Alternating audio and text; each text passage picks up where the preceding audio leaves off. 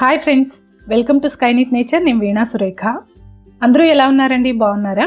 చూస్తున్నారు కదండి, ఇక్కడ నేను 2 బౌల్స్లో ఫ్లోర్ వేసి పెట్టాను. ఇది ఏ ఫ్లోరు అని మీకు అర్థమైందా? ఇది రాగి ఫ్లోరు. 2 బౌల్స్లో ఉన్నది కూడా రాగి ఫ్లోరే, కానీ రెండింటికి చాలా డిఫరెన్స్ ఉంది. అది ఏంటి, మనం ఏం యూజ్ చేస్తే మంచిది అని ఈ వీడియోలో డిస్కస్ చేద్దాము. చూస్తున్నారు కదా, రెండింటికి కొంచెం అపియరెన్స్లో కూడా డిఫరెన్స్ కనపడుతుంది. ఇక్కడ మొదట పెట్టిన బౌల్లో ఉన్నది రాగి ఫ్లోర్ అండి. ఇది డైరెక్ట్గా రాగుల్ని ఎండబెట్టి చేసిన పిండి.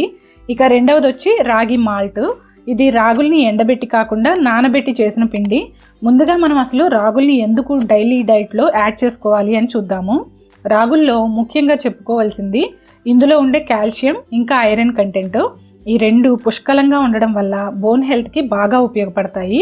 చిన్నపిల్లల్లో ఎదుగుదలకి, పెద్దవాళ్లలో ఈ బోన్ డీజనరేషన్ అవుతూ ఉంటుంది కదా, అంటే ఎముకలు అరిగిపోతాయి అంటుంటాం కదా, అలా త్వరగా ఈ బోన్ డీజనరేషన్ కాకుండా ఇవి హెల్ప్ చేస్తాయి.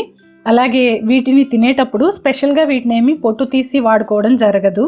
పొట్టుతో పాటే తింటాం కదా, దీనిలో ఉండే high fibre content constipation problems రాకుండా చేస్తుంది. తద్వారా పొట్ట కూడా హెల్తీగా ఉంటుంది.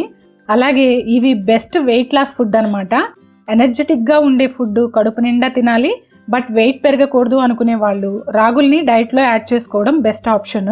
ప్రస్తుతం మనం రోజువారీ తీసుకునే ఫుడ్తో రోజు మన బాడీకి కావాల్సినంత కాల్షియం కానీ ఐరన్ని కానీ పొందడం అనేది పెద్ద ఛాలెంజ్ అని చెప్పుకోవచ్చు. కాబట్టి రాగుల్ని అలవాటు చేసుకోండి తప్పకుండా.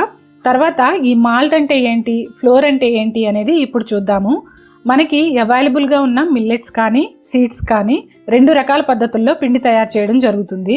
మొదటిది ఎండబెట్టి డైరెక్ట్గా పట్టడం, రెండోది నానబెట్టి అవి పూర్తిగా నానాక మళ్ళీ ఎండబెట్టి పిండి తయారు చేసుకోవడం.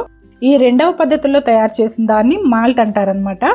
ఆయుర్వేదం ప్రకారం ఏ సీడ్కైనా సరే అది డ్రై స్టేట్లో ఉన్నప్పటికంటే అవి నీళ్లలో నాని మొలకెత్తేటప్పటికి వాటికి ప్రాణశక్తి అధికంగా ఉంటుంది అని చెప్తారు. వాటిల్లో ఉండే ప్రాపర్టీస్ అన్నీ మన బాడీ అరాయించుకోగల స్థితికి రావాలంటే నీళ్లలో నానబెట్టుకోవాలి. అలాగే మీరు బాదం కానీ జీడిపప్పు లాంటివి ఎండువి తిన్నప్పుడు ఇండైజెషన్ అని అనిపిస్తూ ఉంటుంది, గమనించుకునే ఉంటారు. అందుకని మన బాడీకి తగినట్టు అరాయించుకునే పరిస్థితుల్లోకి రాగి ఫ్లోర్ తయారు చేసుకోవడమే ఈ మాల్టింగ్. కంపారిటివ్లీ ఈ మాల్ట్ అనేది ఫ్లోర్ కంటే కూడా చాలా బెనిఫిషియల్ అండి. అలాగే పిల్లలకి కూడా ఇది ఈజీగా అరుగుతుంది. ఇక్కడ చూస్తున్నారు కదా, ఇవి ప్లెయిన్ రాగులు. వీటిని డైరెక్ట్గా కుక్ చేయాలంటే ఒకంత కష్టమే, గట్టిగా ఉంటాయి. పిండిలాగానో రవ్వలాగానో వీటిని చేసుకుని యూజ్ చేసుకోవడం మనకి సులువుగా ఉంటుంది. అలాగే నానబెట్టి మాల్ట్ కూడా తయారు చేసుకోవచ్చు. ఇక్కడ చూపిస్తున్నాను కదండి, ఇక్కడ మీరు నార్మల్గా రాగులకి వీటికి డిఫరెన్స్ని గమనించారా? వీటిని 8 అవర్స్ పాటు నానబెట్టేసి ఒక 8 అవర్స్ పాటు స్ప్రౌట్ మేకర్లో వేసి ఉంచాను. ఈ తెల్లగా కనపడుతున్నవి అన్నీ మొలకలు అనమాట. ఇలా స్ప్రౌటింగ్ చేసుకున్న రాగులు హెల్త్కి చాలా మంచిది. ఇప్పుడు వీటిని డ్రై చేసి పిండిలాగా పట్టుకుంటే మనకి ఈ మాల్ట్ తయారవుతుంది. మనం రెగ్యులర్గా తీసుకునే ఫుడ్నే ఇంకొంచెం బెటర్గా ఇలా మార్చుకోవచ్చు. ఈ రాగి మాల్ట్ బయట మార్కెట్లో కూడా ప్యాకెట్స్లో దొరుకుతాయి. స్ప్రౌటెడ్ రాగి ఫ్లోర్ అని చెక్ చేయండి.